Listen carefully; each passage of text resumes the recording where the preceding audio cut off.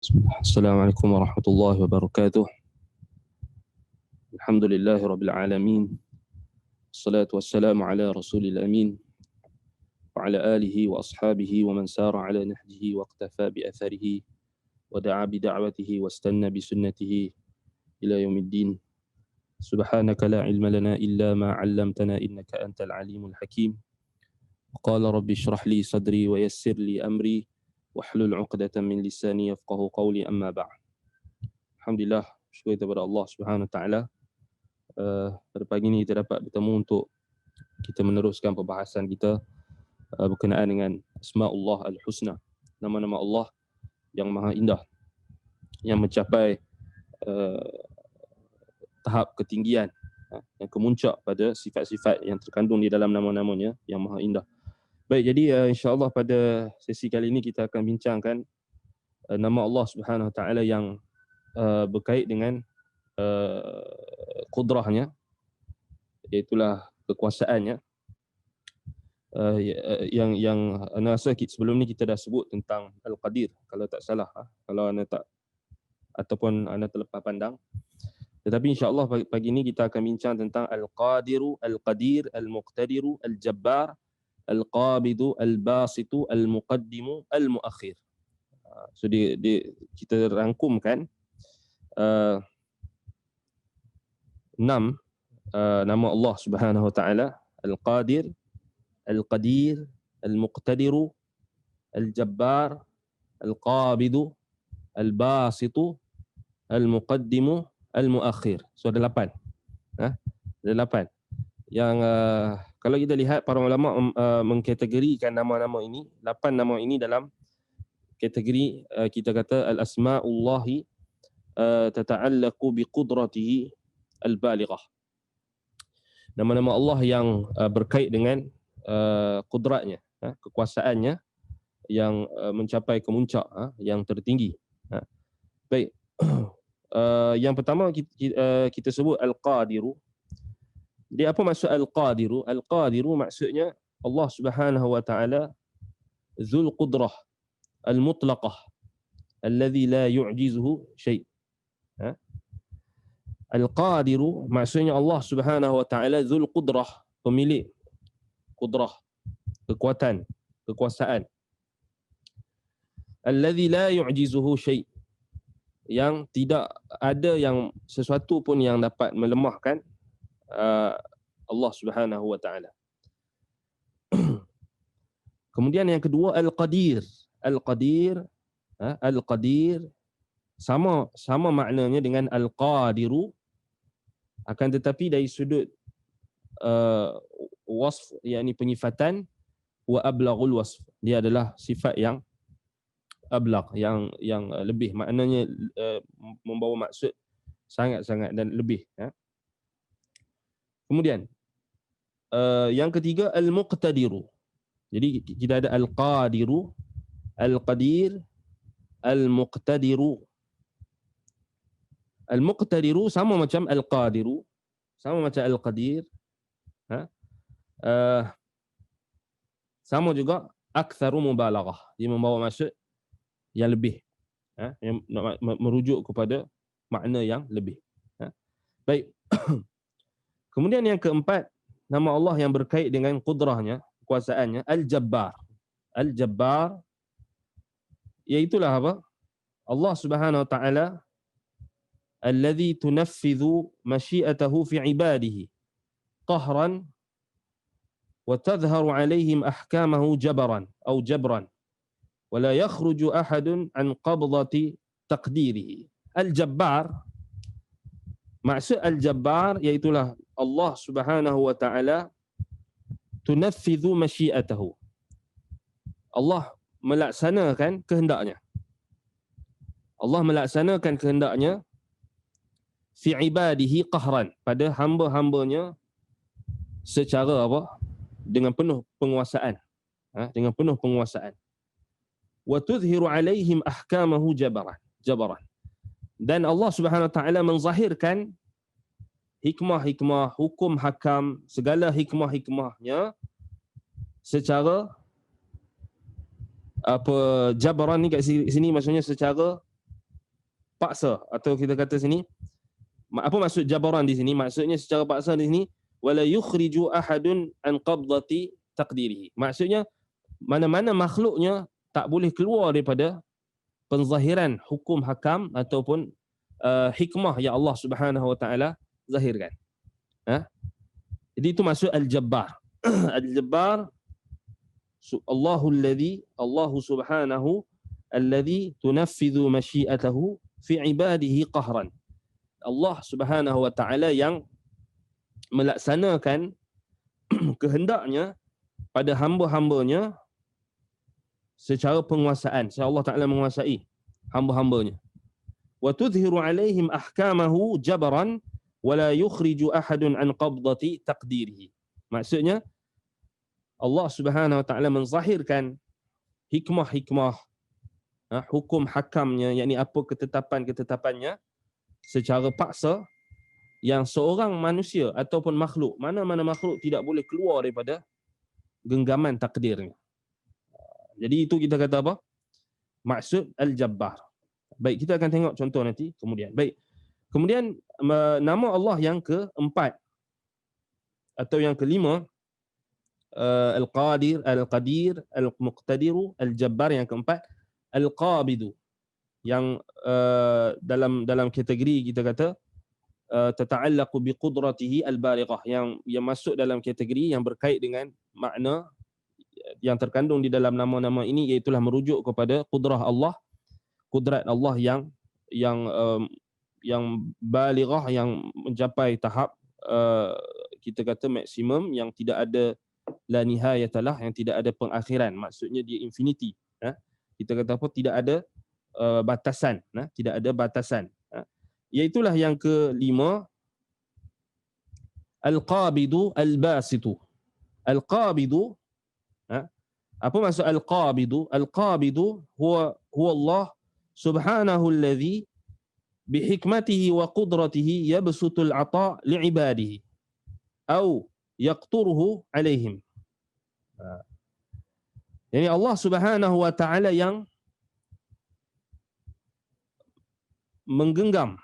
Al-qabidu kita sini, Allah Subhanahu wa taala dengan hikmahnya dan qudrahnya, dia yang menggenggam dan membentangkan pemberian, segala pemberian untuk hamba-hambanya, sama ada dia nak memberi atau dia nak menahan. Sama ada dia nak memberi ataupun dia nak menahan.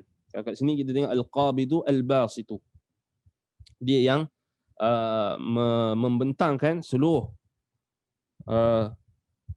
pemberian, kurniaan kepada hamba-hambanya. Baik. Dan di tangannya lah bergantung sama ada di tangannya lah bergantung segala sesuatu. Biyadikal khair. Allah Taala sebut biyadikal khair. Jadi dengan tanganmu itu segala kebaikan. Adanya segala kebaikan.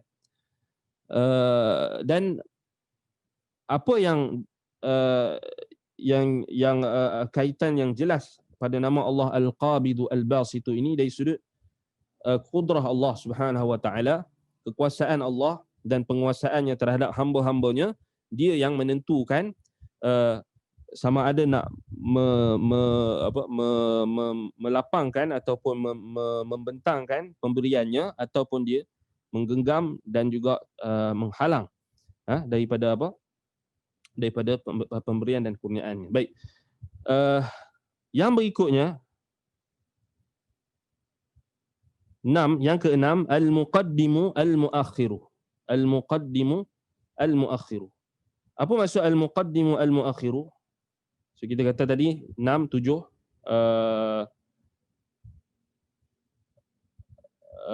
al-qadir, al-qadir, al-muqtadir, al-jabbar, al-qabidu, al-basitu, al-muqaddimu, al-muakhiru. So tadi al-qabidu, al-basitu yang ke-6, 5, 6, 7, atau yang ke-6, 7, 8 lah, al-muqaddimu, al-muakhiru yang ke-8. Baik, al-qabidu, al-basitu 5, 6, al-muqaddimu, al-muakhiru 7, 8. Baik. Al-muqaddimu, al-muakhiru maknanya Allah Subhanahu wa taala dengan hikmahnya, dengan kudrahnya meletakkan dan menurunkan segala sesuatu pada tempat dan kedudukannya.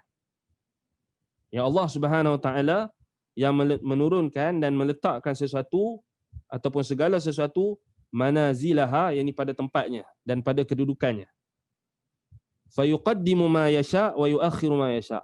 Jadi itu maksud dia, yuqaddimu ay muqaddimu, dia yang mendahulukan apa yang dia kehendaki, wa yuakhiru ma yasha, dan dia mengakhirkan, melewatkan apa yang dia kehendaki.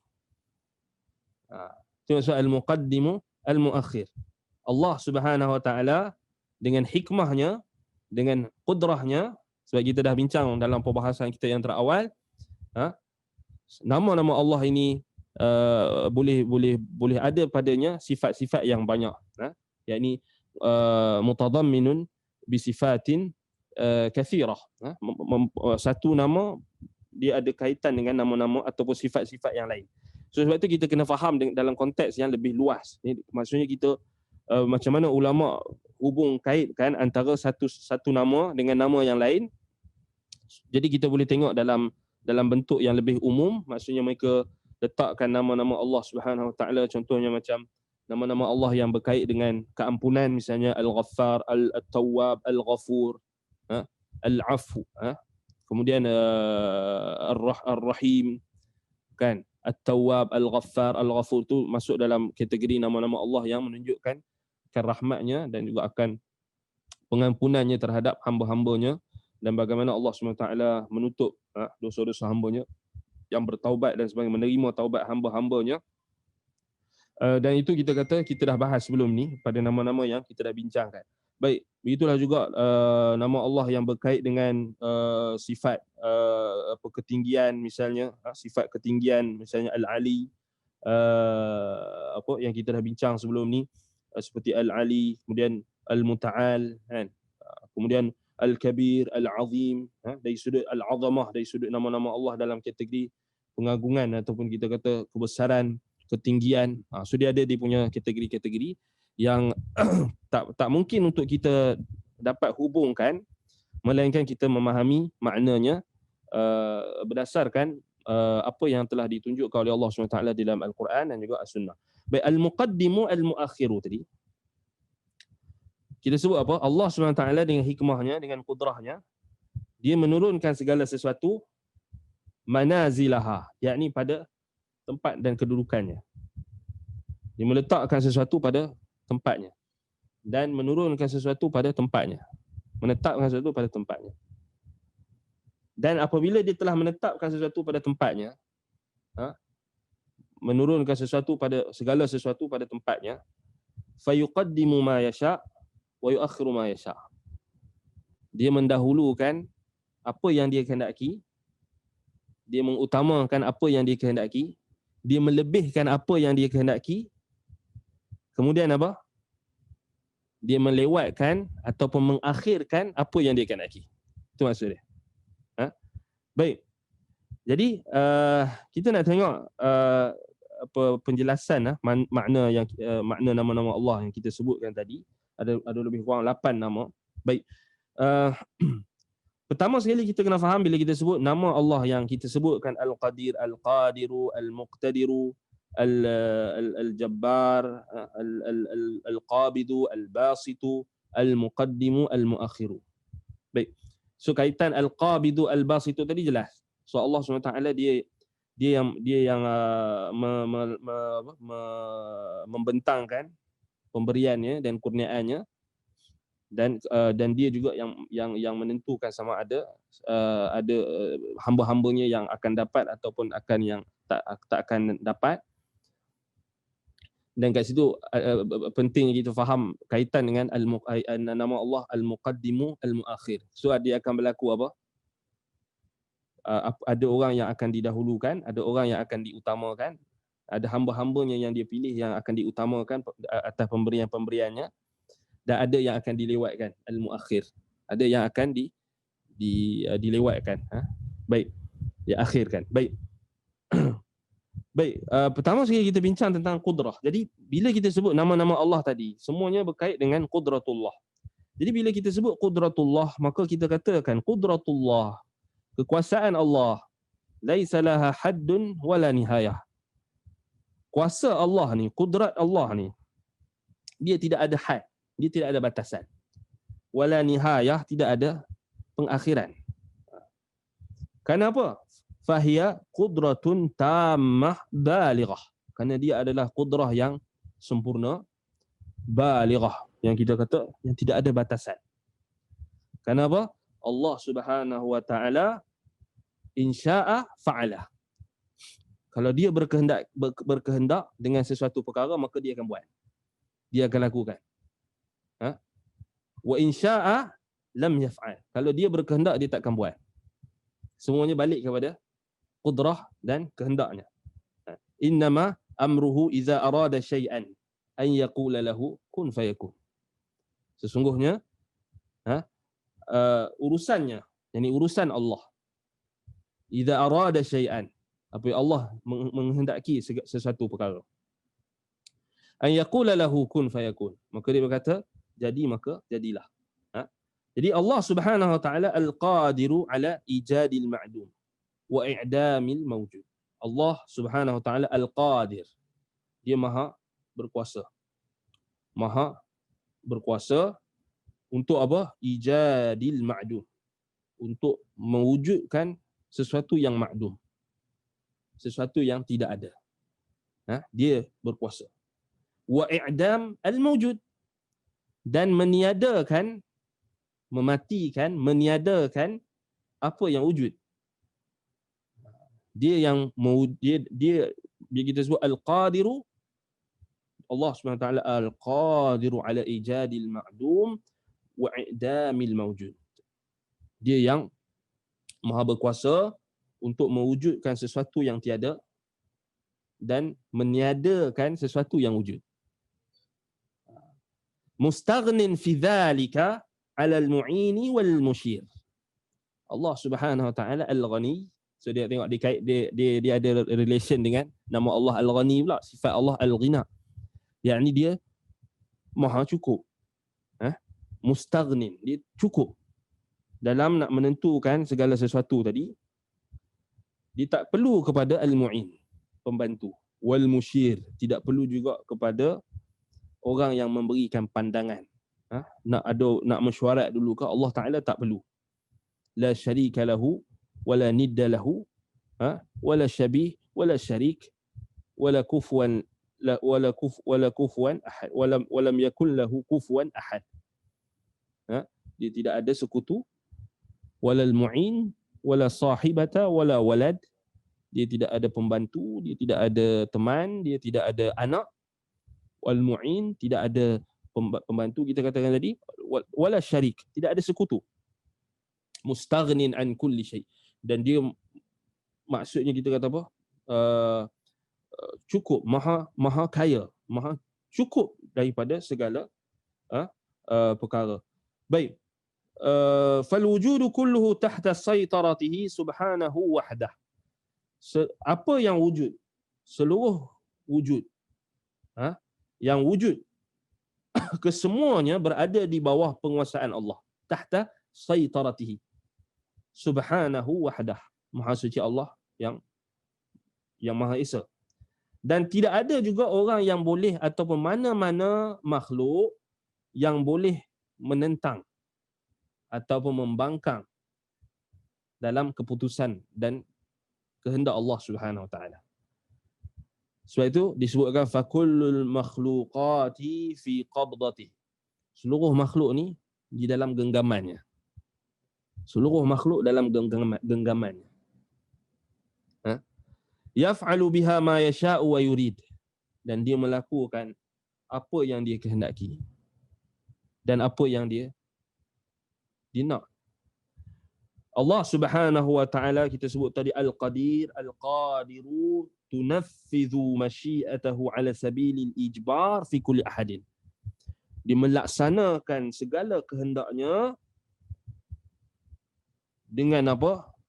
Dengan secara, kita kata apa? Secara paksaan. Maksudnya paksaan di sini kita kena faham maksud apa, maksud ijbar kat sini. Maksud ijbar di sini maksudnya tidak ada seorang pun, satu pun makhluk yang boleh keluar daripada ketetapan dia. yang boleh keluar daripada iradah dia, yang boleh keluar daripada kehendak dia, yang boleh keluar daripada penguasaan dia. Itu maksud ijbar.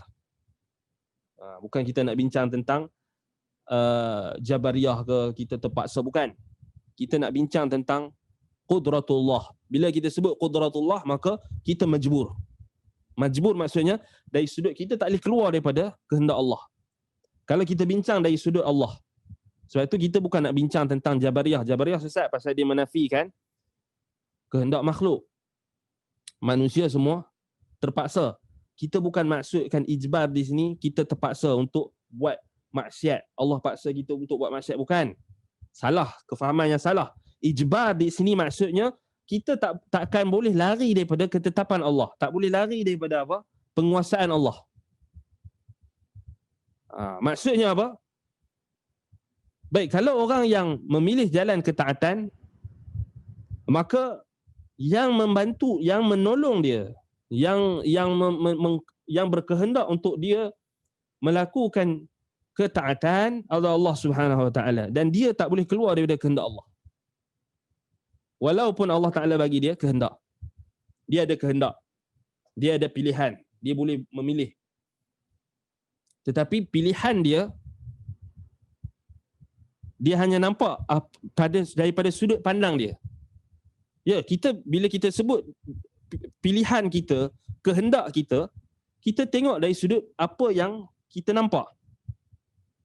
Sebab tu bila kita bincang tentang nama Allah tadi, kita tengok bukan setakat apa yang kita nampak, bahkan kita bincang tentang apa yang Allah Ta'ala nak.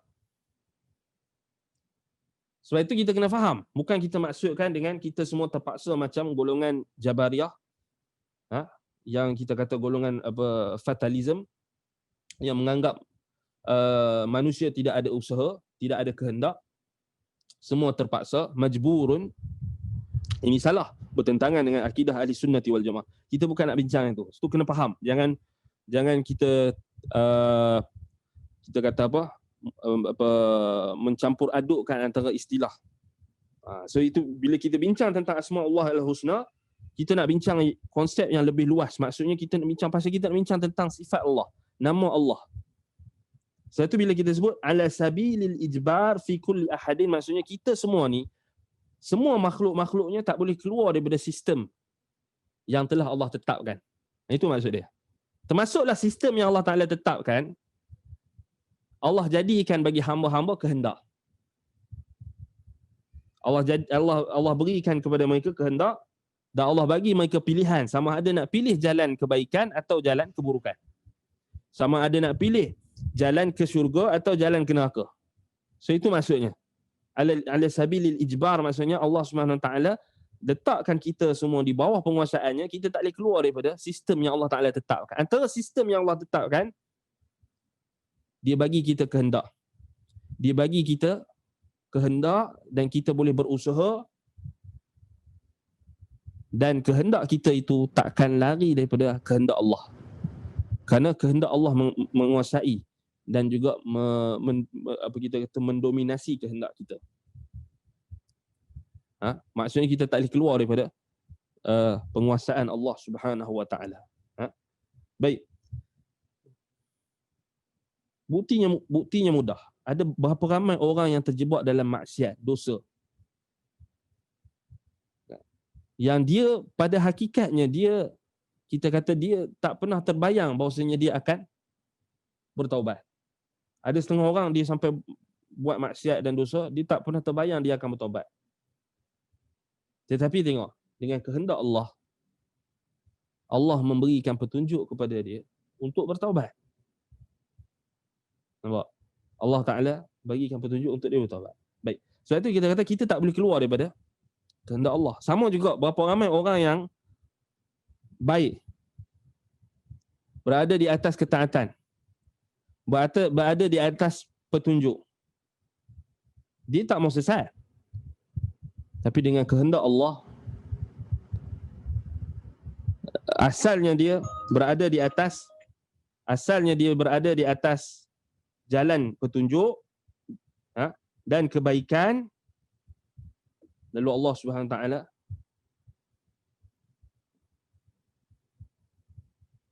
sesatkan dia. Falamma zaghu azaghallahu qulubahum. Apabila mereka menyeleweng, maka Allah SWT tambahkan lagi, Allah selewengkan lagi hati-hati mereka. Wal'iyadhu billah, nas'alullah salamata wal afiyah. Kenapa? Kerana dia yang pilih. Dan Allah SWT tahu. Kerana atas pilihan dia itu, maka Allah pemudahkan dia untuk melakukan apa yang dia pilih. Baik. Wala tunaffidhu fihi masyiatu ahad. Walladhi yujbiru kullu ahadin wala yujbiruhu ahad. Maksudnya Allah SWT yang melaksanakan segala kehendak pada setiap makhluk dan hamba-hambanya. Dan tidak ada seorang pun hambanya yang Allah Subhanahu wa taala, kita kata dalam konteks Allah bagi pilihan pada kita tadi, tak ada seorang pun yang kita kata Allah Taala tak bagi dia kehendak. Allah bagi kehendak untuk apa? Untuk mereka tunduk dan patuh pada apa yang dikehendaki oleh Allah. Dan kalau mereka tidak tunduk dan patuh pada perintah Allah, maka itu juga tak lari daripada apa yang Allah kehendaki. Kerana Allah SWT juga mencipta keburukan. Allah mencipta keburukan. Tetapi disandarkan kebaikan saja kepada Allah, sebagaimana kita dah sebut sebelum ni, Nabi SAW dalam doa baginda, wasyarru laysa ilaik. Dan keburukan itu tidak disandarkan kepadamu, sebagai satu bentuk ta'adduban, bentuk beradab dengan Tuhan, beradab dengan Allah. Jadi kita tak nisbahkan, kita tak sandarkan keburukan kepada Allah. Walhal Allah mencipta keburukan. Allahu khaliqu kulli syai'. Allah mencipta segala sesuatu, termasuk keburukan. Wa nabluukum bisyarri wal khairi fitnatan wa ilaina turja'un. Kami uji kalian dengan asyarr wal khair, keburukan dan kebaikan. So menunjukkan Allah Subhanahu wa taala mencipta keburukan dan mencipta kebaikan. Maksudnya Allah Taala bagi kita pilihan, tetapi hakikatnya hal tersebut takkan keluar daripada apa yang dikehendaki oleh Allah SWT. Cuma kita tak tahu. Wala yujbiruhu ahad, dan tidak ada seorang pun makhluknya, satu pun makhluknya yang boleh paksa dia. Tak ada seorang pun yang boleh paksa Allah. Ada tak orang yang boleh paksa supaya hujan tak turun? Tak ada. Adakah orang boleh paksa supaya COVID-19 ni berhenti? Ada tak? Mana-mana orang paksa?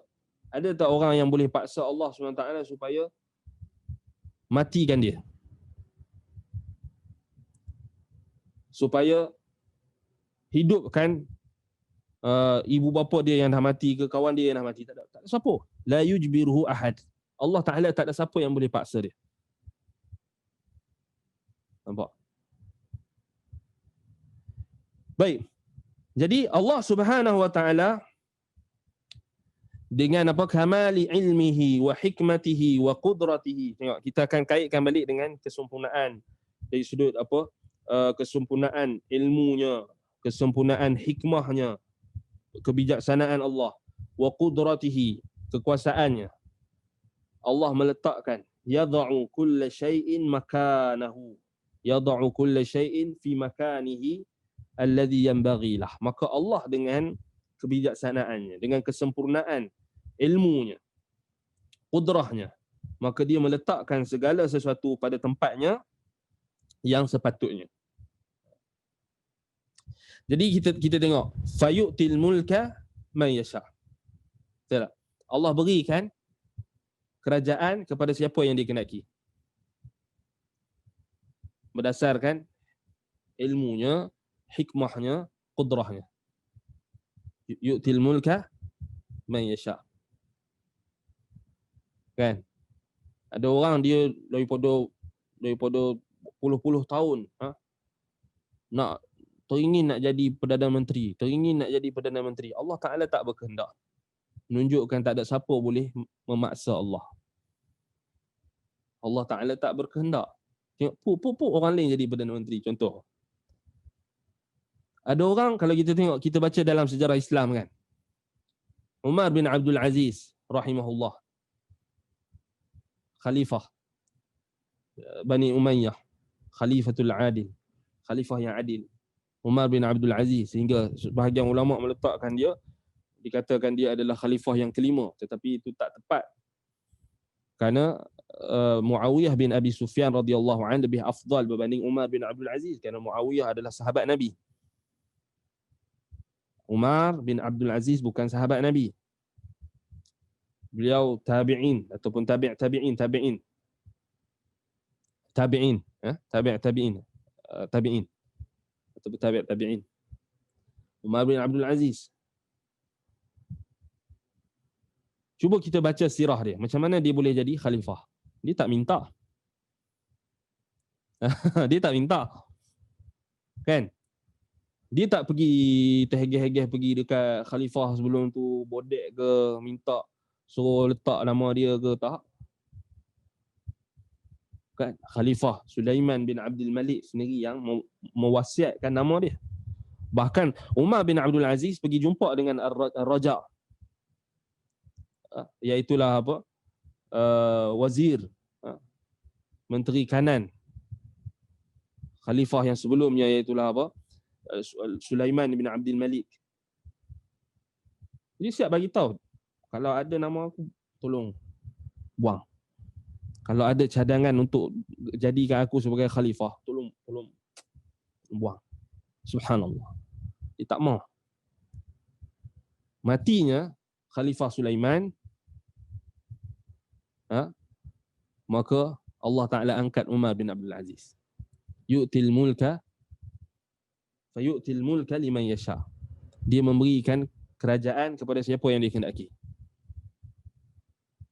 Wa yanza'uhu mimman yasha. Dan dia mencabut daripada sesiapa yang dia kehendaki. Dia mencabut daripada sesiapa yang dia kehendaki. Dia mencabut daripada sesiapa yang dia kehendaki ni, dia tak semestinya Allah cabut kerajaan tu menunjukkan ianya adalah buruk. Tak semesti.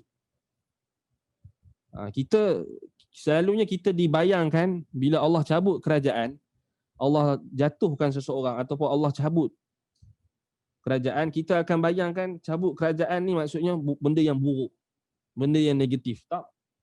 Apa bukti dia? Allah cabut khilafah daripada cucu Nabi SAW, Al-Hasan ibnu Ali ibnu Abi Talib radhiyallahu anhu.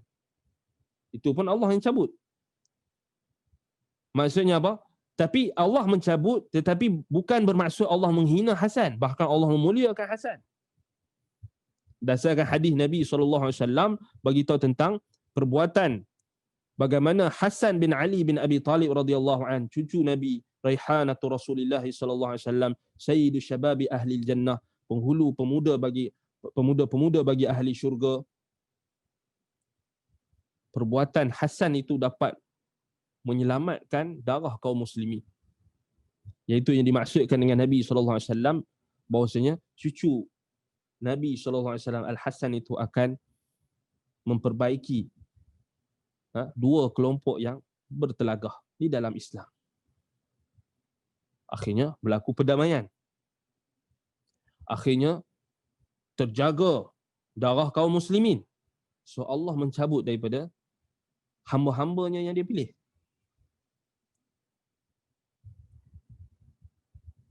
Tak semestinya menunjukkan keburukan. Bahkan boleh jadi baik untuk orang yang Allah Ta'ala cabut tu. Baik untuk agama dia, baik untuk kita kata nasib di akhirat nanti. Bahkan itu yang berlaku pada Al-Hasan. Bukan sesuatu yang buruk. Syiah dia nampak benda buruk je. Akhir sekali dia tak iktiraf Hasan. Subhanallah. Dia nampak kalau tak ada pemerintahan, tak ada imamah, tak ada khilafah, buruk tu. Ini orang tak faham juga. Jadilah macam sekarang ni, bila tak dapat jawatan, dia jadi rasa macam buruk. Padahal tak boleh jadi dia tak dapat jawatan tu lebih baik. Allah Ta'ala tahu. Allah Ta'ala Al-Hakim. Allah Ta'ala Al-Qadir. Al-Alim. Al-Hakim.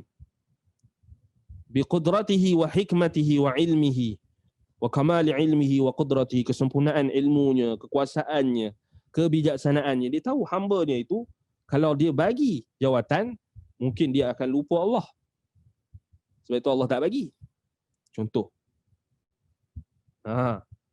Jadi kita kata tahu Allah SWT dengan kesempurnaan kudrahnya, hikmahnya, ilmunya, maka dia meletakkan sesuatu pada tempat yang sepatutnya. Sebab itu dia memberi kerajaan kepada sesiapa yang dia kehendaki. Sebab itu kalau kita tengok orang yang tak ada iman, dia tak faham benda ni. Kalau dia jatuh ke, dia tak dapat jawatan ke, dia marah lah. Itu yang jadi bergaduh lagi, buat fitnah lagi, tak puas hati lagi, sampai sanggup untuk buat benda-benda yang di luar batasan. Itu macam itulah kalau kita tengok kan dalam sistem demokrasi dan misalnya macam itulah. Tak puas hati, sailang orang lain pula, sailang orang tu, sailang orang ni. Pasal apa? Demokrasi itu dibina di atas apa? Dibina di atas, bukan di atas iman, di atas kekufuran. Meletakkan hukum pada kehendak rakyat, bukan kehendak Allah. Sebab itu dia takkan rasa puas. Kalau ada orang yang ada iman sikit, dia masih lagi ada agama, dia akan dia reda. Okey, redalah, aku dah, orang dah tak pilih aku, tak apa nak buat macam mana, dia reda. Tu alhamdulillah kalau dia masih ada iman. Walaupun sebesar zarah, dia akan reda. Tapi kalau orang yang tak ada rasa reda langsung, tak ada rasa iman, itu yang jadi dia lagi dendam, kemudian nak sailang orang tu, nak jatuhkan pula orang tu, nak jatuhkan orang ni, nak jatuhkan orang tu, tak puas hati. Dia tak puas hati selagi dia tak dapat balik. Itu bahaya. Dia tak faham maksudnya Allah bagi kerajaan ni pada siapa yang dia kehendaki, bukan apa yang dia nak. Yu'til mulka man yasha wa yanza'uhu mimman yasha, dan dia mencabut daripada siapa yang dia, wa yu'izzu man yasha, dan Allah memuliakan sesiapa yang dia kehendaki. Ada orang dia menyangka perbuatan yang dia sangka baik itu dapat memuliakan dia. Yang dia sangka benda tu baik dapat memuliakan dia. Contohnya orang yang dia rasa, kalau aku pakai jubah mahal macam ni, aku pakai serban yang macam ni, aku dakwa ada sanad sampai kepada Rasulullah, aku ada capal Nabi, aku ada rambut Nabi, dia rasa benda tu dapat memuliakan dia. Yang dia rasa. Sedangkan dia tak tahu perkara tersebut sebenarnya adalah salah satu bentuk Allah Subhanahu Wa Taala nak uji dia dan nak merendahkan dia. Sebab dia menyangka ada perkara yang dapat memberikan kemuliaan daripada selain ketaatan. Selain ketaatan, dia rasa ada benda yang dapat memuliakan dia melalui selain ketaatan. Ada pun yang dia sangka itu tak jadi ketaatan. Apa yang dia sangka bukannya semestinya ketaatan, boleh jadi maksiat, boleh jadi kesyirikan, boleh jadi bid'ah. Ladzina yahsabuna annahum yuhsinuna sun'a. Allah kata orang yang menyangka annahum yuhsinuna sun'a, mereka yang menyangka mereka melakukan kebaikan.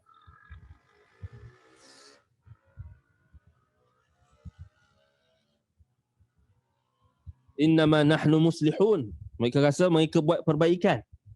Ala innahum humul mufsidun walakin la yash'urun, walakinnahum la yash'urun. Mereka menyangka kami buat benda perbaikan ni, kami buat baik.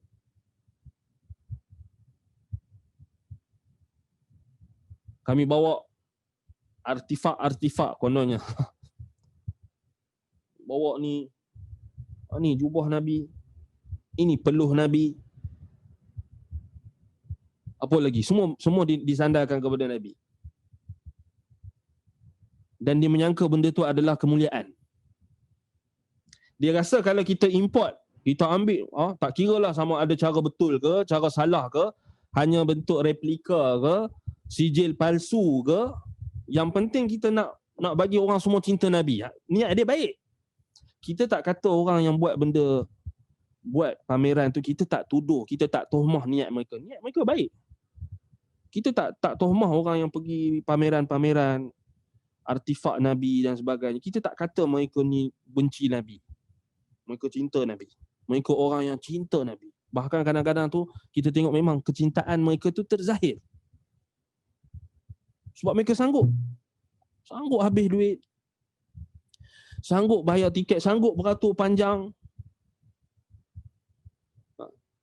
sanggup kita kata tunggu lama, semata-mata nak tengok bekas-bekas, kesan-kesan artifak peninggalan Nabi yang didakwa, yang dinisbahkan kepada Nabi sallallahu alaihi wasallam.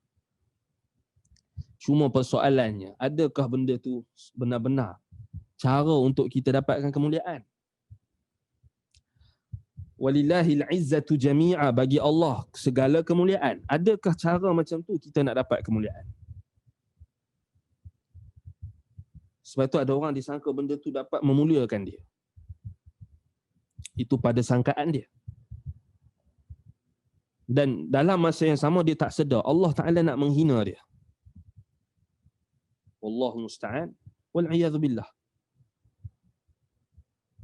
Bila dia menipu. Kita tak kata semua yang bawa artifak ni semua tipu. Boleh jadi ada yang bawa artifak ni, dia bawa artifak yang replika. Contohnya baju perang. Zaman yang di apa kita kata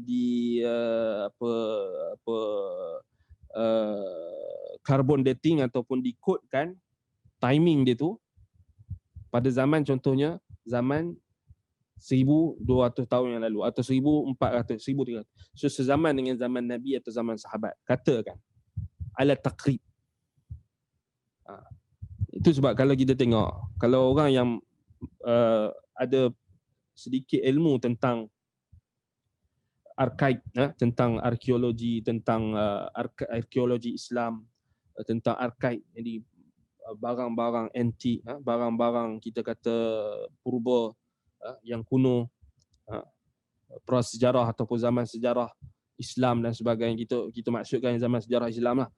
Maksudnya kita tengok orang-orang yang terlibat dalam bidang tersebut, mereka adalah orang yang, kebanyakan mereka adalah orang yang amanah.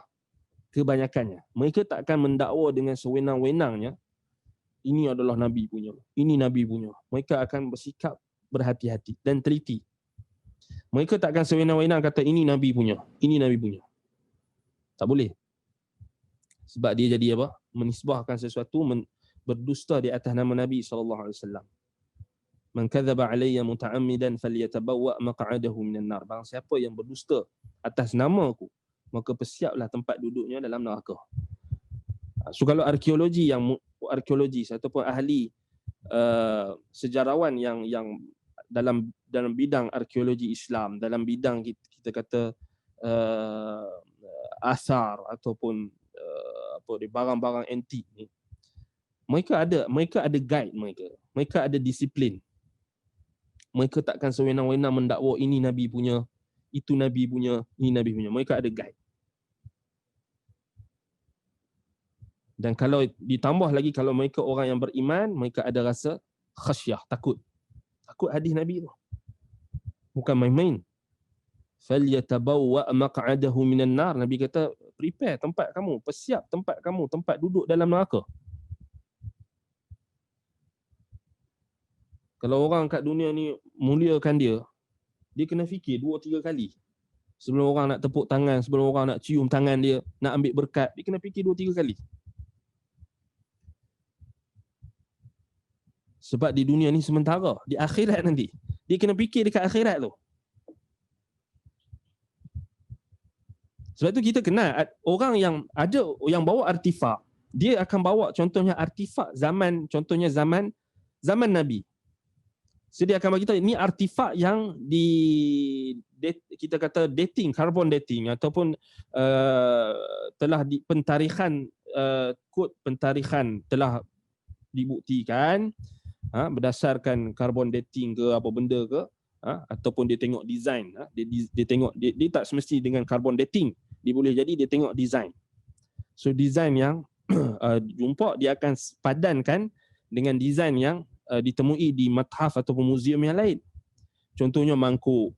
So dia boleh tahulah, dia boleh anggarkan, so mangkuk ni mangkuk zaman bila. Katakan ni mangkuk zaman, okey ni katakan zaman Abbasiyah contoh.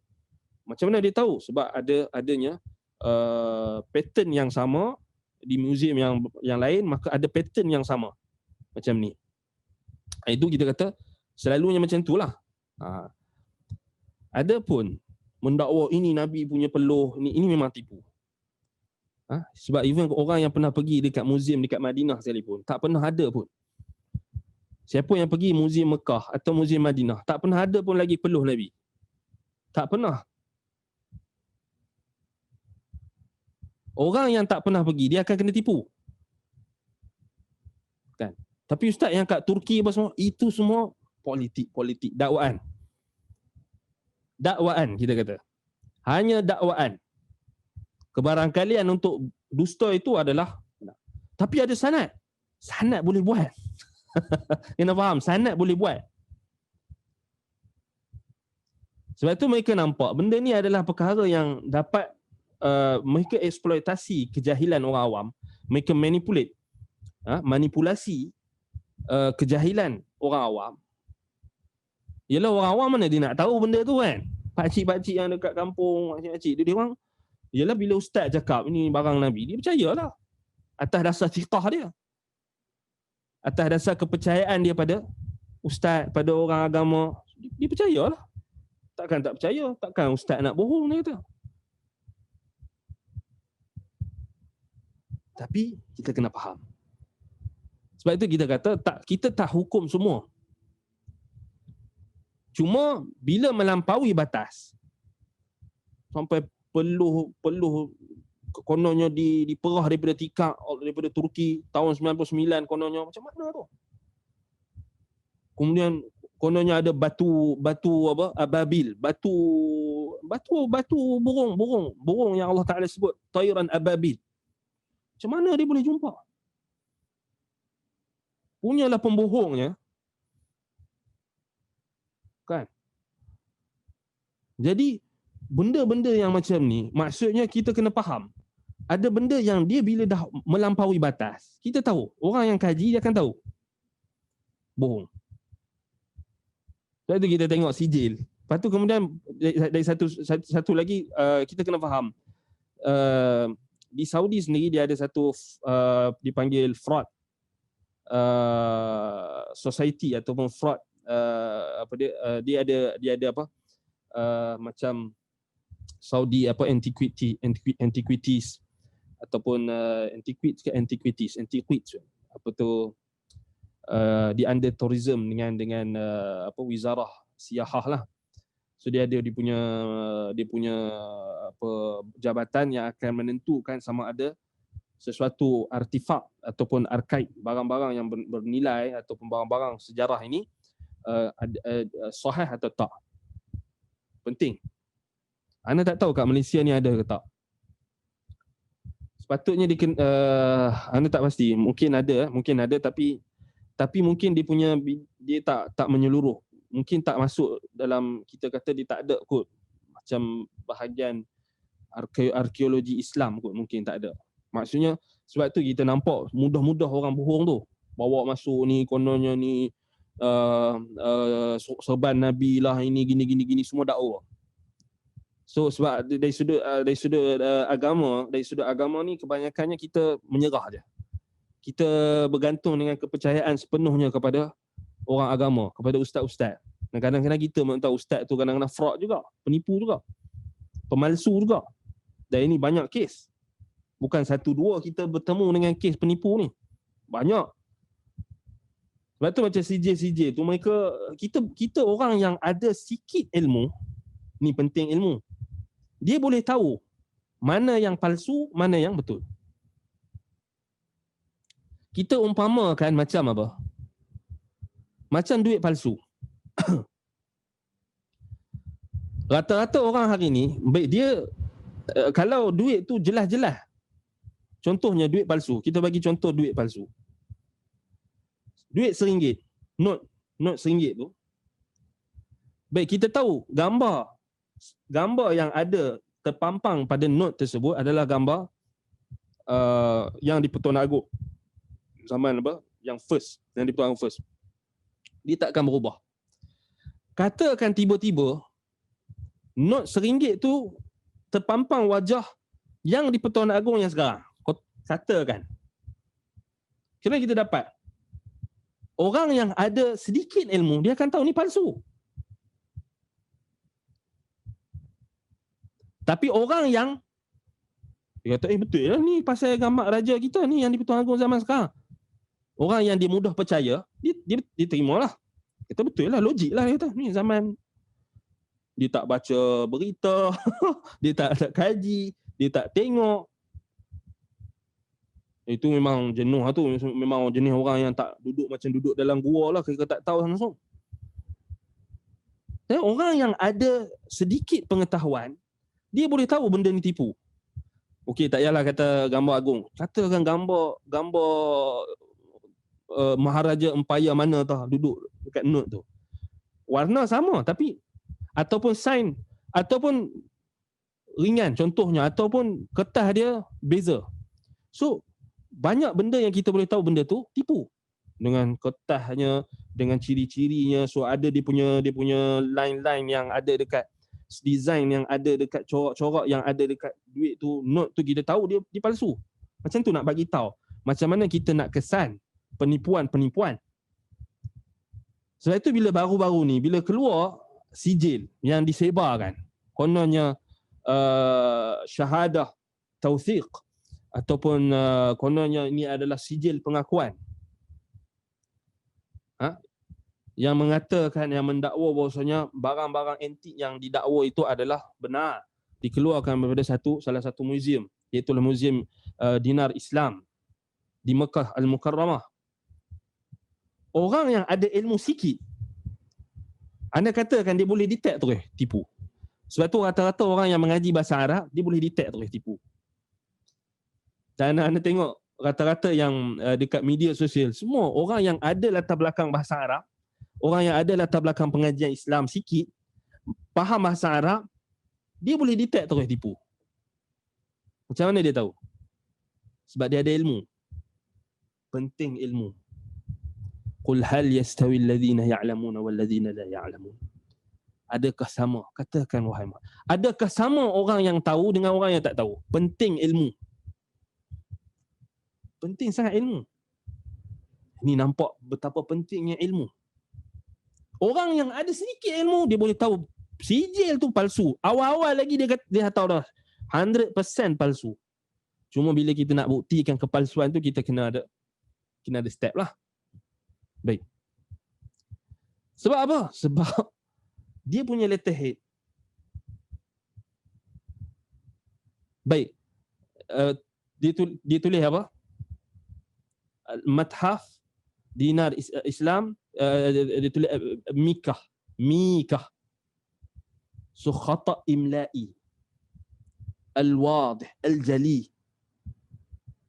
Kesalahan ejaan yang sangat-sangat jelas, yang tak boleh diterima kalau kita keluarkan sijil. Benda yang badhi, benda yang kita kata benda yang tak sepatutnya salah, kerana Mekah ini adalah makruf, ejaan dia makruf. Kalau orang yang salah ejaan Mekah ni, menunjukkan dia adalah orang yang bodoh. Takkan salah semudah itu Mekah nak eja Mikah. Tak tahulah kod ada dalam Mu'jam Ma'ajim nama-nama lain Mekah ejaan dia Mikah. Wallahu ta'ala alam, kita kena rujuklah. Tapi tak ada, setakat anda tahu Mikah eja salah. So kita tahu salah. Itu pun dah tahu salah. Dia kalau kita refer pada pemilik muzium yang dinisbahkan dan ternyata kita dah kontak dia, memang dia menafikan, memang dia kata syahadah yang keluar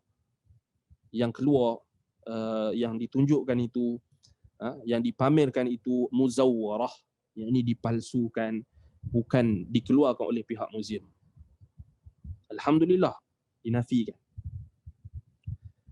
So kita tahulah. Jadi apa poin ni di sini? Kita nak bagi tahu tentang ilmu, pentingnya ilmu. Dan bila kita tak ada ilmu, kita mudah ditipu, mudah dimanipulasikan. Kita kesian dekat orang-orang kampung, orang-orang makcik-makcik dekat pakcik-pakcik. Mereka tak ada niat nak menipu. Kita kesian. Ana tengok balik orang-orang duk share, kesian betul. Budak-budak, orang-orang dah tua dah, pakcik-pakcik, family yang nak bawa anak dia, bukan kita nak kata mereka tak cinta Nabi. Mereka cinta Nabi. Pasal mereka cinta Nabi itulah mereka nak tengok. Tetapi kita sedih bila ada orang yang menipu. Dengan jelas-jelas menipu, memalsukan sijil.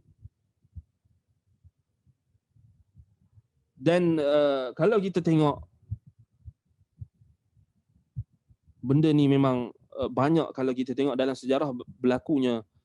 Sejarah dia kita kena faham lah macam mana fraud, forgery dalam sejarah ni memang banyak lah sebenarnya. Memang banyak sangat. Menipu surat.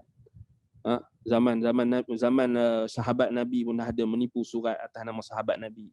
Khawarij, penipu. Ni dia duk tuduh orang Wahabi ni Khawarij. Dia perangai macam Khawarij. Siapakah yang pertama sekali memalsukan surat-surat sahabat Nabi? Golongan Khawarij. Golongan yang memberontak kepada Uthman ibn Affan. Mereka buat surat palsu.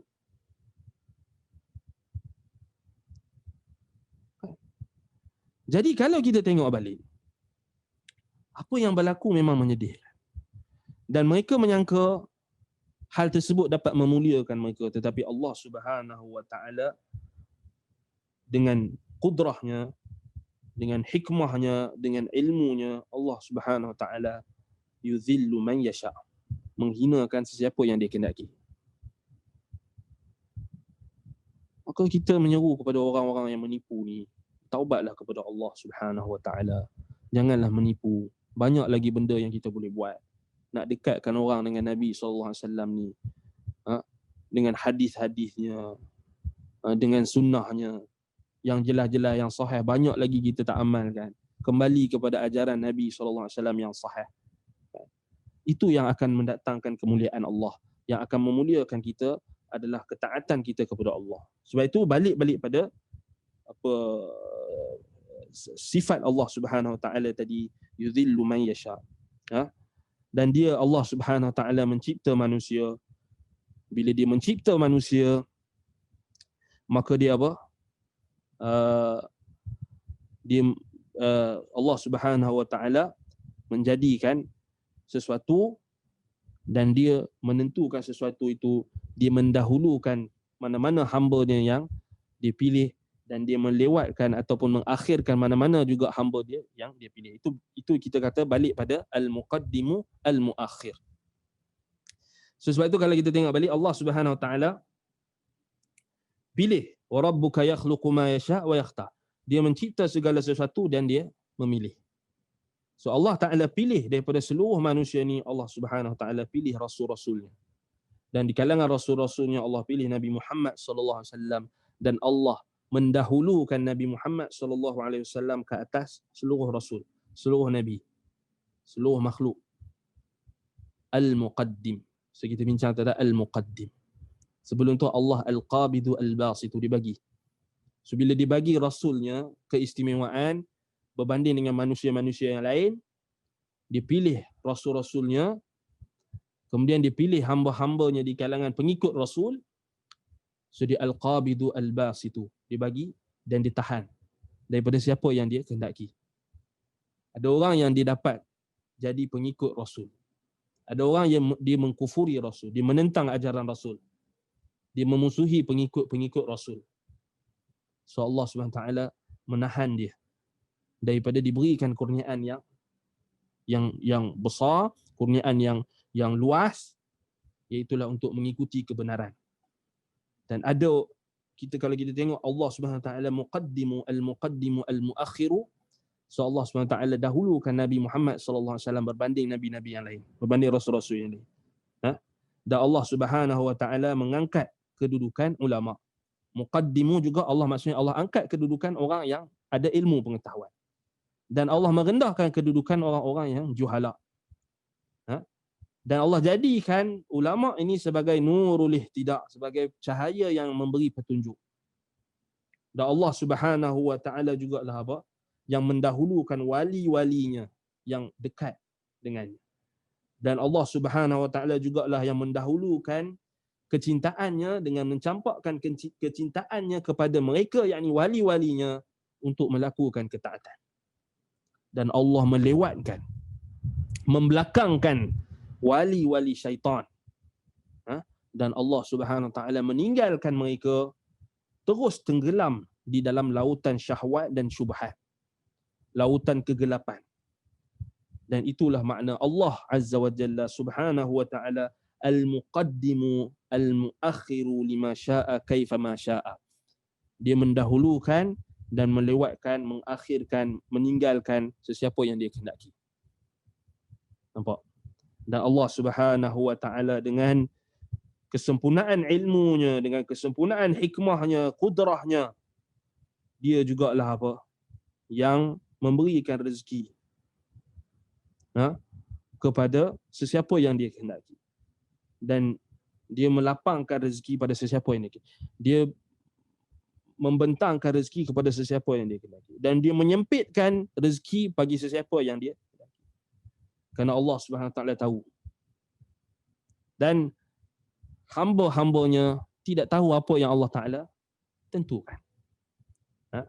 Sebab itulah Allah SWT menyebarkan kurniaannya, kebaikannya, rezekinya kepada sesiapa sahaja yang dia kehendaki di kalangan makhluk-makhluknya. Ada hamba-hambanya diberikan wang, harta benda yang banyak dan sebagainya, tetapi Allah SWT tahan kebahagiaan. Allah tak bagi rezeki kebahagiaan.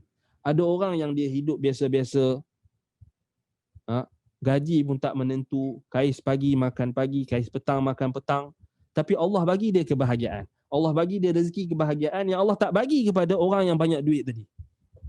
Orang yang kaya raya tadi Allah tak bagi dia. Ada orang yang Allah Ta'ala bagi dia kaya raya dan Allah bagi dia kebahagiaan. Alhamdulillah. Ada orang juga Allah Ta'ala bagi dia sempit. Rezekinya sempit. Kebahagiaan juga Allah sempitkan. Na'udzubillahi min dzalik. Kita tak mahu. Kalau boleh kita nak dua-dua. Rabbana atina fid dunya hasanah wa fil akhirati hasanah wa qina adzabannar. Kita minta kebaikan dunia dan akhirat. Sebab itu Nabi SAW perintahkan kita supaya berlindung daripada kefakiran. Kerana kefakiran itu akan boleh membawa kepada kekufuran. Wal'iyadu billah. Sebab itu Allah Subhanahu Wa Taala dia tahu apa yang makhluk-makhluknya berhajat. Walau basatallahu rizqa li'ibadihi labaghaw fil ardi walakin yunazzil biqadarin ma yasha innahu bi'ibadihi khabirun basir. Walau basatallahu rizqa li'ibadihi labaghaw fil ard. Kalau Allah membentangkan rezeki kepada hamba-hambanya, semua Allah bentangkan, tak ada satu pun Allah tahan. Semua Allah Ta'ala bagi jadi kaya raya. Allah kata apa? La baghaw fil ardi. Nescaya mereka akan, tentulah mereka akan melampaui batas di atas muka bumi. Cuba bayangkan kalau semua orang kaya. Semua orang kaya. Tak ada orang miskin, tak ada orang fakir. Semua akan belagak. Semua akan, masing-masing akan bergaduh. Masing-masing akan menunjukkan kekayaan masing-masing. Lalu tak ada orang yang akan rendahkan diri. Tak ada orang yang akan diberikan sedekah. Jadi semua orang rasa cukup. Oh, tak apa, tak ada. Cuba bayangkan semua orang kaya. Allah kata, la baghaw fil ardi. Nescaya mereka akan melampaui batas atas muka bumi. Walau basatallahu rizqa li'ibadihi la baghaw fil ardi. Allah bagi tahu. Nampak? Sebab itu kenapa orang tanya, kenapa semua orang tak kaya? Jawapan dia ada. Allah kata, kalau semua Allah Ta'ala lapangkan, bentangkan semua rezeki pada hamba-hambanya, semua jadi kaya raya, Tak ada orang miskin, tak ada orang yang jadi pembantu rumah, tak ada orang yang bekerja sebagai pekerja, tak ada orang yang nak sapu sampah, tak ada orang yang nak jadi maid, tak ada orang yang nak jadi orang yang bawa lori, tak ada orang yang jadi rider, tak ada, semua jadi kaya, semua duduk. Apa akan berlaku? La barau fil ardi, mereka akan melampaui batas atas muka bumi, akan berperang lah, sebab masing-masing kaya. Dah tak ada orang miskin, akan melampaui batas. Walakin yunazzilu biqadarin ma yasha, tapi Allah turunkan rezeki, Allah tetapkan kurniaannya, rezekinya, biqadarin ma yasha, dengan qadar yang dia kehendaki, dengan qadar yang dia kehendaki.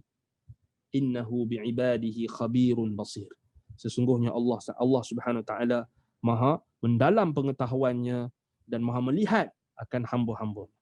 Dalam surah Asy-Syura ayat 27.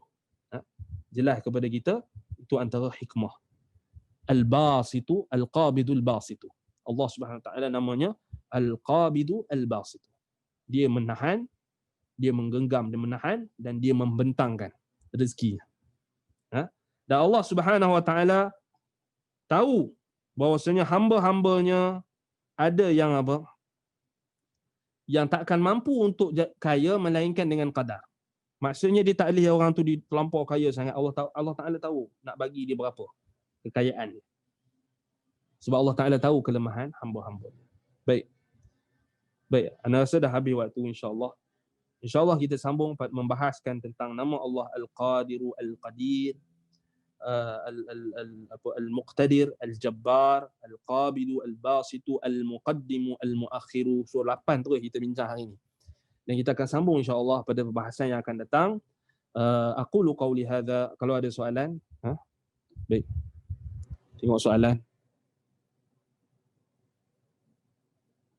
Ustaz, kalau barangan peninggalan Nabi SAW memang autentik dan kita tidak bertabaruk dengan barang tersebut, adakah kita berdosa? Adakah para sahabat radhiyallahu anhu mencari-cari barang-barang Nabi untuk bertabaruk, mereka meninggal atau mereka meninggalkan? Baik. Ana dah tulis panjang tentang isu ni. Boleh rujuk dekat Facebook ana. Kesimpulannya, barang-barang yang ada sekarang untuk kita mengatakan dia adalah autentik memang mustahil. Memang mustahil. Even kalau orang keluar sanad berpanjang-panjang sekalipun, takkan boleh menjazamkan ataupun menjazamkan hal tersebut adalah autentik, kerana mustahil. Dari sudut kita nak check dia, kita nak karbon nak check DNA ke apa, mana mustahil lah. Macam mana kita nak check? Takkan ada orang yang boleh nak pergi ambil, nak pergi korek kubur Nabi, nak check pula DNA kan. Kita bukan macam orang kafir. Orang kafir mereka tak ada langsung rasa hormat, mereka buat. Kalau kita tengok di mana, di Israel ke dekat mana, dia orang pergi gali kan kubur. Itu pun dia orang ada limit dia orang. Macam kubur Nabi Daud apa semua, kubur Nabi Ibrahim di Hebron dan semua, dia pun tak berani juga. Tapi kalau kita tengok kubur-kubur orang yang mereka dakwa soleh dan sebagainya, mereka pergi gali, cuba nak cari tulang tu. Ada. Kita bukan macam orang kafir sampai tahap tu. Sebab itu dia jadi masalah lah bila kita nak buktikan autentik, kita kata dari sudut autentik, keaslian. Dia tu kita kata tu dia akan membuka ruang-ruang kerosakan yang lebih banyak. Habis buang duit nak tentu, nak bukan murah tu, nak kita kata pentarikhan karbon, kita kata carbon dating tu bukan murah.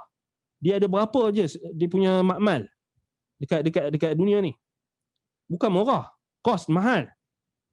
Kenapa kita nak kena buang duit pada benda yang bukan, tak autentik pun, hanya sangkaan, zon.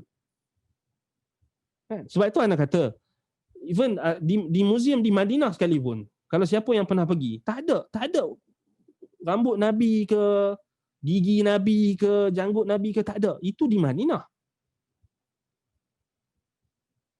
Sebab apa? Sebab sahabat-sahabat bila dia orang simpan benda-benda tu, dia orang dah wasiatkan supaya ditanam bersama mereka. Itu sebab dia. Ini disebutkan oleh Al-Hafiz Al-Zahabi, Imam Al-Zahabi Al-Mu'arrikh Al-Kabir, sejarawan kibar. Al-Hafiz Al-Imam Al-Zahabi disebut dalam Siyarul A'lam An-Nubala. Memang majoriti sahabat bila mereka simpan, mereka bertabaruk, mereka tanam sekali dengan dia. Itu kelebihan yang mereka dapat. Adapun kita, bayangkan kita 1000 berapa tahun? 1422 tahun. 1400, 1500 tahun. Kenapa kita nak menyusahkan apa yang Allah Ta'ala tak perintahkan? Kita nak takalluf. Suatu isu ni, dia kita kena faham lah. Maksudnya, tak ada, itulah kita kata, tak ada pun perintah untuk kita bertabaruk dan cari barang-barang tersebut. Tak ada. Yang Allah perintahkan kita bertabaruk dengan Al-Quran. Al-Quran. Bertabaruk dengan Al-Quran maksudnya bukan cium Quran tu. Baca Quran. Fahami Quran. Mengaji tentang Al-Quran. Itu berkat. Kitabun anzalna mubarakun. Allah kata mubarakun, penuh keberkatan. Kenapa kita percaya keberkatan yang tak pasti? Yang sangkaan-sangkaan. Ni Quran ni. Quran penuh keberkatan. Kalamullah. Confirm berkat. Menuntut ilmu, mengaji Quran, confirm berkat. Apa tak cukup lagi? Hadis-hadis Nabi SAW. Ratus ribu hadis Nabi. Adakah kita pernah baca? Adakah kita pernah ada satu hadis yang kita adakah yang kita persoalkan diri kita, kita muhasabah diri kita, amalkan hadis-hadis Nabi semuanya? Itu yang Nabi SAW maksudkan. Penuh keberkatan. Wa ja'alani mubarakan aynama kuntu. Tengok Allah Ta'ala jadikan keberkatan ni pada ilmu, pada Al-Quran, pada sunnah Nabi, bukan pada benda-benda yang tak pasti. Kan? Benda-benda yang tak pasti. Semua orang boleh dakwah. Kalau kita kata kalau kira semua dakwaan, semua orang boleh dakwah, anda boleh dakwah. Jadi benda tu akan membuka pintu-pintu kerosakan. Kemudian mula buat sijil palsu, mula buat sanad palsu. Sebab apa? Sebab dia nak cover. Ini banyak berlaku. Sebab itu kita kata tak diperintahkan, tak berdosa pun. Sebab la yukallifullahu nafsan illa wus'aha. Allah tak membebankan kita, tak takallufkan kita, tak taklifkan kita, melainkan apa yang kita mampu. Fattaqullaha mastata'tum. Bertakwalah kepada Allah mengikut kemampuan kamu. Sampai nak kita semua, kalau macam tu orang yang tak cium benda tu berdosa lah. Dia akan masuk merosakkan disiplin ilmu. Merosakkan disiplin ilmu hadis, merosakkan disiplin ilmu fiqh, merosakkan disiplin ilmu usulul fiqh. Dia akan bincang apa hukum. Oh, nanti dia akan buat pula hukum baru. Rosak disiplin ilmu. Kalau kita tak, benda ni tak dibanterah, kita risau, kita bimbang, kita akan tengok makin ramai orang akan menipu kalau benda ni tak dibanteras. Kalau dia nak buat pameran artifak sekalipun, kita bukan nak kata tak, benda tu tak boleh. Buat pameran artifak yang betul-betul sahih. Betul-betul sahih maksudnya tak semestinya kena nisbahkan kepada Nabi. Contoh macam anda tunjuk dah muzium dinar dengan dinar Islam. Dia tunjuk duit shilling. Zaman Bani Abbasiyah, zaman Bani Umayyah, zaman Nabi tak ada duit shilling yang rasmi daripada negara Islam. Duit shilling zaman Empire Parsi Sassanid. Kemudian apa lagi, ada barang-barang antik. Macam mana ada pedang zaman sahabat tu, tak ada isu. Dia yang jadi isu bila dia kata ni kena tabarruk, yang dia pergi sentuh tu. Kalau setakat dia buat pameran, okey ni kita nak tengok barang-barang lama, kita nak tengok artifak. So dari sudut nilai sejarah tu kita kata kita akui. Okey ni barang, okey ni dikatakan datang daripada muzium mana, muzium Turki ke apa benda ke. Okey ni dikatakan pedang pada zaman Nabi, tapi tak diketahui pedang siapa. Tapi orang ada kata ini pedang Khalid Al-Walid ke, pedang siapa ke, pedang Nabi ke apa. Dia masih lagi dia ada batasan. dan dia tak izinkan untuk, dia tak menjazamkan sampai di tahap dia kata ni kena tabarruk macam orang yang buat baru-baru ni. Ini sampai batu ababil apa benda itu mengarut dah. Batu ababil, batu burung ababil bawa tu, batu daripada neraka. Tarmihim bihijaratin min sijil. Allah sebut dalam Quran, takkan kita tak faham. Kenapa kita nak pergi bertabaruk dengan batu sijil tu, batu daripada neraka? Kalau betul lah batu, bohong, penipu. Itu pun dah tak masuk akal. Kemudian peluh Nabi. Katanya diperah pada tahun 99. Oh, macam mana tahun 99? Lewat dah. Orang bukan Islam tengok gelak. Diorang, kalau diorang buat benda tu tak heran diorang pasal diorang bukan Islam. Tapi kalau kita orang Islam buat macam tu, kita ikut jejak langkah diorang lah. Sebab itu kalau anda sebut dah, banyak berlaku sebenarnya di orang-orang Kristian sekalipun bantah macam apa yang berlaku kes macam banyak isu fraud ni banyak. Kalau kita rajin cari, memang banyak fraud berlaku. Khususnya berkenaan dengan barang-barang antik. Satu anda rasa negara kita ni dia kena ada satu badan yang jaga benda ni. Anda tak tahulah, mungkin ada jabatan muzium, tapi janganlah mudah-mudah kita geleng kepala je lah kalau sebut tentang negara kita. Banyak kes penipuan sijil. Yelah, kalau dah sampai tahap ada orang yang sampai tahap jadi menteri dengan sijil tipu tu, kita nak kata apa lagi? Kan? Dah sampai tahap dia pegang jawatan tertinggi tapi sijil tipu, itu pun kita nak kata apa? Kita nak harap apa lagi? Kalau setakat orang untuk lebay, apa orang-orang agama ni menipu, mudahlah, lagi mudahlah. Yang penting kita educate orang awam. Nak educate orang awam, nak educate maksudnya dengan ilmu. Kita tak memerangi sejarah. Sebab tu anda teringat satu perkataan seorang fraud squad di salah satu negara Timur Tengah. Bagus cara didikan, education dia dididik, dia di training. So dia ada satu negara ni, dia ada fraud squad polis yang dia memang dia akan kawal tentang penipuan-penipuan yang bersifat antik, bersifat barang-barang antik, arkeologi dan sebagainya. Barang-barang arkaid, barang-barang yang berkait dengan sejarah. So dia kata apa? Dia kata kalau kamu fraud the archaeologist ataupun kamu fraud the antique, barang-barang antik, barang-barang ni, sebenarnya kamu dah fraud history. Kamu dah menipu sejarah. So nak bagi tahu, perkataan yang keluar daripada ni menunjukkan dia adalah orang yang educate, orang yang dididik dengan ilmu. Kalau kita, maksudnya kita kena faham, kalau kita jangan faham setakat niat kita nak bagi orang cinta Nabi. Kita tak nampak benda yang lebih dahsyat. Kita telah menipu sejarah. Satu. Lagi-lagilah bila berkait dengan Nabi lagilah dia ada special, dia ada kedudukan yang special. Kalau melibatkan Nabi lebih dahsyat kerana dia jenayah atas Allah dan Rasul. Berdusta atas nama Allah dan Rasul. Nabi ancam dengan neraka. Bukan main-main, tempat duduk dalam neraka. Sudah tentulah lebih dahsyat dosa dia. Tapi nak bagi tahu, sebab bila kita tipu sijil, kita tipu apa lagi, dia bukan semata-mata tipu kertas. Menunjukkan orang tu dia tak ada rasa tanggungjawab, dia tak ada rasa takut kepada Allah, dia tak ada rasa amanah. Sebab tu Syekh yang ana kontak Muhammad Nato, dia sedih. Nada dia berubah bila ana share dekat dia, ana forward dekat dia gambar-gambar sijil-sijil palsu yang rambut Nabi apa semua tu kan ada sijil kan.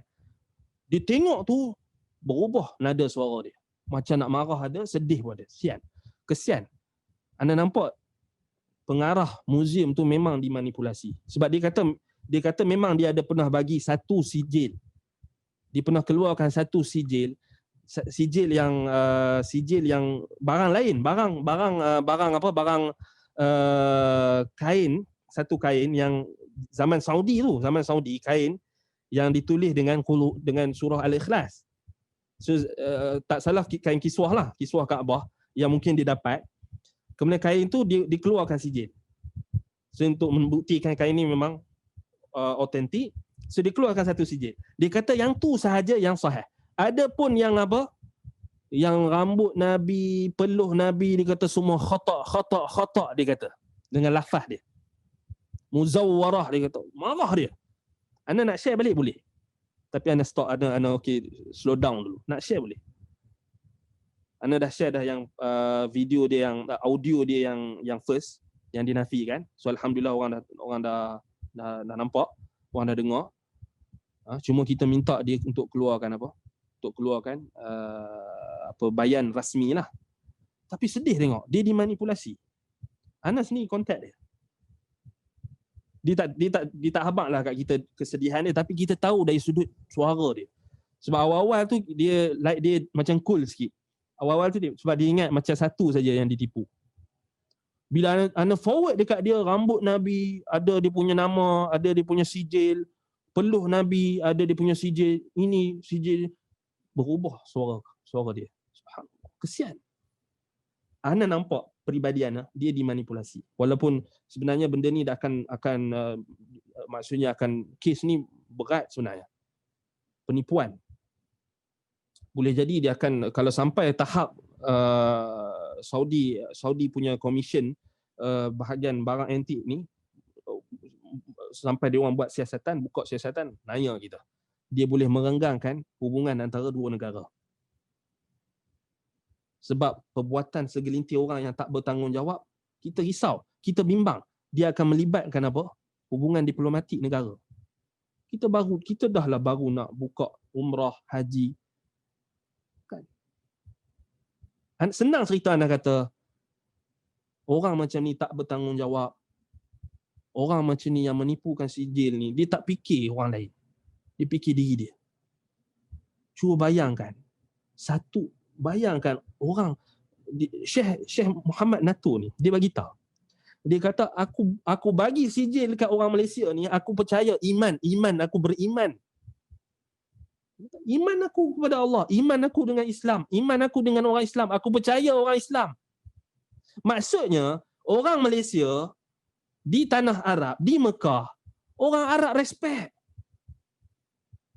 Tanyalah orang Arab mana-mana. Dia percaya orang Malaysia ni baik betul. Memang kita kata, memang tak nafikan. Siapa yang pernah pergi Mekah, Madinah, tanyalah orang-orang Arab, mereka akan respect dengan orang Malaysia.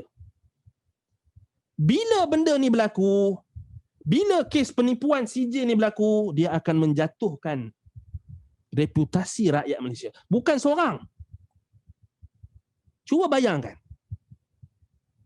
Pertama, Syekh tu akan dah anggap dah, oh, rupanya apa yang aku sangka sebelum ni bagi individu.